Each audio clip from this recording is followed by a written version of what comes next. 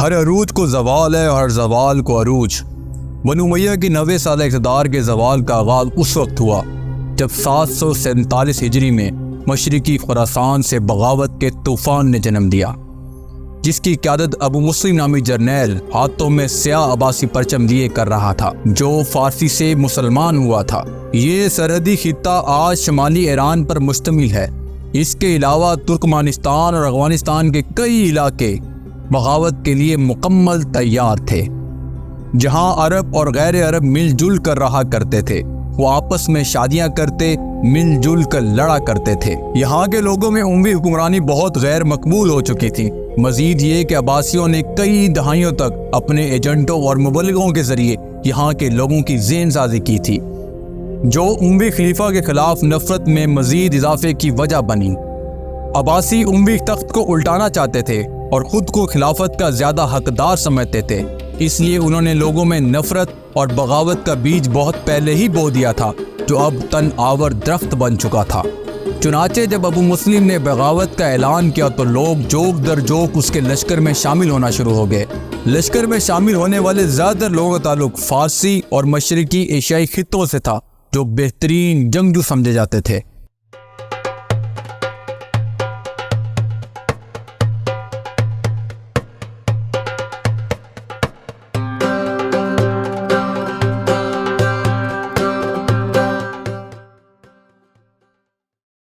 ابو مسلم شاندار اور ذہین جنرل ثابت ہوا۔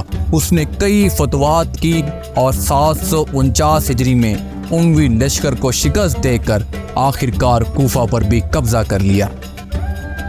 اب عباسی اس نہ رکنے والے انقلاب کی قیادت کو سنبھالتے ہیں اور 750 ہجری میں ان کی فوجیں اموی خلیفہ مروان ثانی کی فوج سے دریائے زاب کے مقام پر ٹکراتی ہیں۔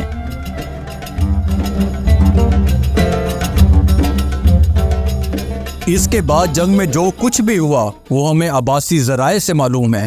وہ 100% صحیح بھی ہو سکتا ہے اور اس میں کچھ مبالغہ آرائی بھی ہو سکتی ہے۔ مروان ثانی بظاہر بہت بہادر شخص تھا، لیکن عباسی مورخین کے مطابق جنگ بالکل یک طرفہ تھی۔ اموی خلیفہ جنگ چھوڑ کر بھاگ گیا تھا، جسے مصر تک تعاقب کر آخرکار قتل کر دیا گیا۔ جنگ میں امویوں کی شکست کے بعد ان کے بچے بچے کو قتل کر دیا گیا، یہاں تک کہ ان کے بزرگان کو قبروں سے نکال کر ان کی قبر کشائی کر ان پر کوڑے مارے گئے، ان کی لاشوں کے ساتھ بے حرمتی کی گئی۔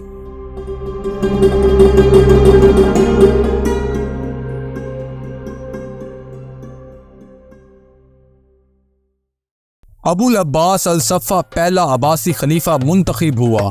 751 میں اس نے چینی تنگ خاندان کا مغرب کی جانب پھیلاؤ کو روکنے کے لیے ایک بڑی فوج بھیجی۔ اس مہم کا اختتام یعنی طلاس کی جنگ عباسیوں کی خونی فتح پر ہوا۔ بہت سے وہ لوگ جنہوں نے عباسیوں کی حمایت صرف اسی لیے کی تھی کہ وہ امویوں کی موروثی سیاست کے خلاف تھے، لیکن اب انہیں بھی مایوسی کا سامنا کرنا پڑ رہا تھا۔ 754 ہجری میں الصفہ نے اپنے بھائی منصور کو اپنا جانشین مقرر کر دیا۔ اب عباسی نیا حکمران خاندان بن چکا تھا۔ منصور کی حکومت کا آغاز ہی شاندار اور ذہین جنرل ابو مسلم کی پھانسی کے ساتھ ہوا، جو اب عباسیوں کے لیے خطرہ بن چکا تھا، جس کے بعد منصور کو علیز کی طرف سے بغاوت کا سامنا کرنا پڑا۔ یہ ایک طاقتور گروہ تھا جو خود کو حضرت علی رضی اللہ تعالیٰ عنہ کا جانشین قرار دیا کرتے تھے۔ وہ عباسیوں کی موروثی سیاست کو بالکل پسند نہیں کرتے تھے اور خود کو عباسیوں سے زیادہ خلافت کا حقدار سمجھتے تھے۔ منصور نے 762 میں آخری بڑی علیز کی بغاوت کو کچل کر استحکام، خوشحالی اور امن کے دور کا آغاز کیا۔ اسی سال منصور نے دریائے دجلہ کے کنارے ایک نئے شہر کی تعمیر کا حکم دیا، بغداد۔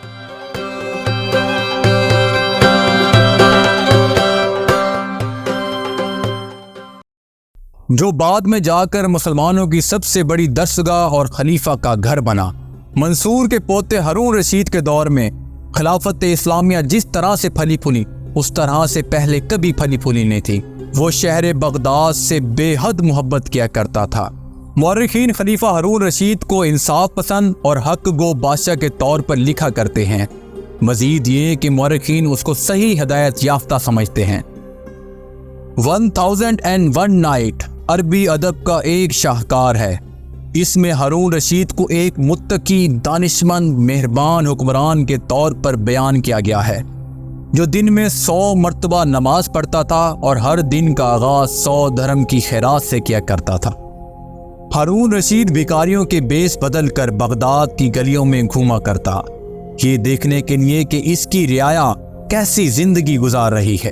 وہ ایک شاندار گھڑ سوار، فنون لطیفہ کا ماہر اور شطرنج کا پرجوش کھلاڑی تھا۔ ان کی عدالت ایک ایسی جگہ پر تھی جہاں کھل کر مذہب اور فلسفے پر بحث کی جا سکتی تھی۔ یہاں قرون وسطیٰ کی طرح بہت کم خواتین کو اعلیٰ مقام حاصل تھا، لیکن عورتوں کو ماؤں، بہنوں اور لوڈیوں کے طور پر بہت عزت و احترام دی جاتی تھی۔ لیکن الخضران، جو ایک زمانے میں یمنی لونڈی تھی، جو بعد میں المہدی خلیفہ کی بیوی اور خلیفہ ہارون رشید کی والدہ بنی، جنہیں اپنے شوہر اپنے بیٹے کی خلافت میں نمایاں طاقت حاصل تھی، وہ اپنی ذہانت کی وجہ سے پوری سلطنت میں مشہور تھی۔ اسی لیے ان کے مشوروں کو پالیسی سازی اور جنگی حکمت عملی بنانے کے لیے بھی اہم سمجھا جاتا تھا۔ اپنی دولت کا بہت بڑا حصہ وہ اپنی رعایا پر خرچ کیا کرتی تھیں۔ بہت سے لوگ انہیں بادشاہ جتنا طاقتور اور با اثر سمجھا کرتے تھے۔ ہارون رشید کی کامیابی کے دور کا دار و مدار مؤثر حکومت اور انتظامیہ پر تھا۔ اس کا زیادہ تر حصہ سیسنیڈز کی طرز پر بنایا گیا تھا۔ حکومتی معاملات کو چلانے کے لیے انہوں نے فارسی اور وسطی ایشیائی بیوروکریٹس کا استعمال کیا۔ خاص طور پر ان میں برمکڈز خاندان نمایاں تھا۔ برمکڈ خاندان جدید افغانستان میں بلخ کے قریب نوبہار کے بدھ مندر کے اعلیٰ پجاریوں کی نسل میں سے تھے۔ ابتدائی عباسی اتحادیوں کے طور پر انہوں نے حکومت میں اہم کردار ادا کیا، جنہوں نے ساسانی فارسی ثقافت کے عناصر کو ملا کر اسلامی ریاست سازی کے دور کو فروغ دینے میں مدد کی۔ انہوں نے 3 نسلوں تک عباسیوں کی اچھی طرح سے خدمت کی، لیکن حکومت کا کھیل خطرناک اور غیر متوقع ہو سکتا ہے۔ 803 ہجری میں ہارون رشید کو یہ احساس ہونے لگا کہ برمکیوں کو شاید ان کی اوقات سے زیادہ مل گیا ہے، اور اس کے بعد اس خاندان کے ڈرامائی زوال کا آغاز شروع ہو جاتا ہے۔ اس کے بہت سے ارکان کو قتل یا قید کر دیا جاتا ہے، جو کل تک اہم عہدے سنبھالے ہوئے تھے، اور ان میں سے بعض خلیفہ کے اہم مشیر بھی تھے اور بعض اعلیٰ وزیر بھی۔ یہ بہت اہم اور بہت خطرناک فیصلہ تھا، کیونکہ ان میں سے بعض وزیر خود کو خلیفہ کا سایہ سمجھنے لگے تھے۔ ہارون رشید کے اس فیصلے کی گونج بہت دور دور تک جا پہنچی۔ شارملین فرانس کے بادشاہ، رومی شہنشاہ اور یورپ کے طاقتور حکمرانوں نے اپنے سفارت خانے بغداد میں قائم کرنا شروع کر دیے۔ اس کے بدلے میں ہارون رشید نے انہیں شاندار تحفے بھیجے، جن میں عطر، ہاتھی کے دانت کی شطرنج کی تختیاں اور ایک شاندار آبی گھڑی کے ساتھ ابو العباس نامی ہاتھی بھی شامل تھا۔ بغداد میں مختلف مذاہب اور مختلف علاقوں کے لوگ رہا کرتے تھے۔ یہاں ثقافتی زندگی غیر معمولی طور پر مثالی تھی، یہاں تک کہ عباسی فارسیوں کا نیو ایئر تہوار، جسے نوروز کہا جاتا تھا، سرکاری سطح پر منایا کرتے تھے۔ اس طرح کے کھلے ذہن نے خلافت کو ثقافت، سائنس، فنون اور طب کے مرکز کے طور پر پروان چڑھنے میں مدد دی۔ علم کا مرکز شہر میں موجود لائبریری بیت الحکمہ یعنی کہ ہاؤس آف وزڈم تھی، حالانکہ آج اس کا لوگوں کو بہت کم علم ہے۔ علماء نے یونانی، وسطی فارسی اور سنسکرت کی زبان میں موجود بہترین علمی مواد کا عربی میں ترجمہ کیا۔ یہ ان کی کوششوں کا ہی نتیجہ تھا کہ بہت سا علمی مواد ضائع ہونے سے بچ گیا، جن میں ارسطو اور گیلن جیسی عظیم شخصیات کا کام بھی موجود تھا۔ اس کے علاوہ انہوں نے خود ساختہ علوم بھی متعارف کروائے۔ بغداد کے علماء نے کئی شعبہ جات میں دنیا کی قیادت کی، جن میں الکندی جیسے ذہین فلسفی بھی شامل ہیں، جس نے منطق، نفسیات، فلکیات، علم نجوم اور بہت سے موضوعات پر لکھا۔ الخوارزمی کی ریاضی میں خدمات کی وجہ سے انہیں فادر آف الجبرا بھی کہا جاتا ہے۔ عباسیوں کے دور میں مادی ثقافت کو بھی پروان چڑھی۔ 9ویں صدی میں انہوں نے چمکدار مٹی کے برتنوں کو متعارف کروایا، جس سے ایک نئی صنعت کا آغاز ممکن ہوا۔ عباسیوں نے سلک روڈ سے بھی فائدہ اٹھایا، جو کہ یورپ اور ایشیا کو جوڑنے والے تجارتی راستوں کا نام ہے۔ ان راستوں سے قیمتی اشیاء جیسا کہ ریشم، مثالیں، ہاتھی کے دانت، قیمتی پتھر اور یہاں تک کہ اچھی نسل کے گھوڑے بھی درآمد کیے جاتے تھے۔ تجارت کو مزید پھلنے پھولنے کے لیے عباسیوں نے مسافروں کے لیے نئی سڑکیں، آرام گاہیں، ہسپتال اور کنویں بھی بنوائے۔ نئے آئیڈیاز اور ٹیکنالوجی بھی شہر ریشم کے ساتھ ساتھ بہتے تھے۔ چینی کاغذ بنانے کی تکنیک سب سے پہلے اموی دور میں مسلمان دنیا تک پہنچی، لیکن عباسیوں کے دور میں کاغذ کی پیداوار باقاعدہ شروع کر دی گئی۔ اس سے پہلے چمڑے کا استعمال خط و کتابت کے لیے کیا جاتا تھا، لیکن کاغذ کی پیداوار اور وافر فراہمی نے انتظامیہ اور کتاب سازی کے عمل میں انقلاب برپا کر دیا، جس نے قرون وسطیٰ کے اسلام کو عالمی تاریخ کی سب سے زیادہ کتابی ثقافتوں میں سے ایک بنا دیا۔ 7ویں صدی میں پہلی عرب فتوحات نے مشرقی رومی سلطنت کی سرحدوں کو ٹورس کے پہاڑوں تک محدود کر دیا تھا۔ اس کے بعد سے ہی خلافت اور سلطنت روم میں ایک جنگ جیسی کیفیت ہر وقت پائی جاتی تھی۔ سرحد پر دونوں اطراف سے اکثر جھڑپیں ہوتی رہتی تھیں۔ 782 میں ہارون رشید نے باسفورس کے ساحل تک ایک عظیم عباسی فوج کی قیادت کی۔